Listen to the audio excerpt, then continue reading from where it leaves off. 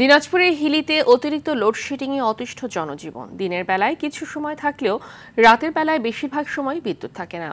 রাত দিন মিলে ৬ থেকে ৮ ঘন্টা লোডশেডিং হচ্ছে। অন্যদিকে বিদ্যুৎ বিভাগ থেকে বসানো হয়েছে জামানত। বিদ্যুৎ বিভাগ বলছে, উপজেলার প্রতিদিন চাহিদা ৮ মেগাওয়াট হলেও তারা পাচ্ছে মাত্র ২.৫ মেগাওয়াট। হিলি প্রতিনিধি আব্দুল আজিজের প্রতিবেদনে আরও জানাচ্ছেন লামিয়া তানজিন মাহমুদ। টানা কয়েকদিন ধরে তীব্র গরম ও ঘন ঘন লোডশেডিংয়ে বিপর্যস্ত হয়ে পড়েছে দিনাজপুরের হিলির জনজীবন। এতে মানুষের কষ্টের পাশাপাশি ব্যবসা বাণিজ্য নেমে এসেছে অচল অবস্থা। গেল সপ্তাহ থেকে শুরু হওয়া লোডশেডিং এখনও চলছে হিলিতে।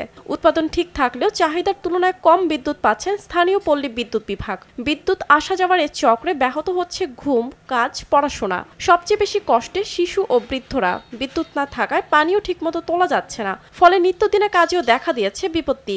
তীব্র গরমে দেখা দিচ্ছে শ্বাসকষ্ট সহ নানা রোগ। এর মধ্যে বিদ্যুৎ বিভাগ জারি করেছে নতুন আইন। জামানত দিতে হবে মিটার প্রতি ৪৮০ টাকা থেকে ১২০০ টাকা পর্যন্ত।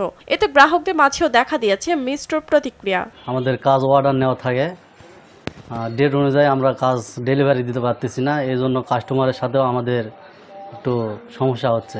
আমরা যখন পড়তে বসি তখন হঠাৎ করে বিদ্যুৎ চলে যায়, আমাদের পড়ার খুব ক্ষতি হয়। বাচ্চাদের লেখাপড়া এবং আমাদের জীবনযাত্রার মান একেবারেই তলায় গেছে। এর মধ্যে আবার এরা আমাদেরকে জামানতের একটা করে নোটিশ ধরায় দিছে। চাহিদার বিপরীতে জাতীয় গ্রিড থেকে কম বিদ্যুৎ পাওয়ায় দিতে হচ্ছে লোডশেডিং, জানালেন উপজেলা পল্লী বিদ্যুৎ সমিতির এক কর্মকর্তা। উপকেন্দ্রের চাহিদা ৭.৫ থেকে ৮ মেগাওয়াট, কিন্তু বর্তমানে আমরা বরাদ্দ পাচ্ছি ২.৫ থেকে ৩ মেগাওয়াট। তবে সন্ধ্যার সময় চাহিদাটা একটু বেড়ে যায়, বিদায় সন্ধ্যার সময় লোডশেডিংটা বেশি হয়। আমাদের আসলে লোডশেডিংটা হচ্ছে এটা সাময়িক, ইনশাল্লাহ এটা কেটে যাবে।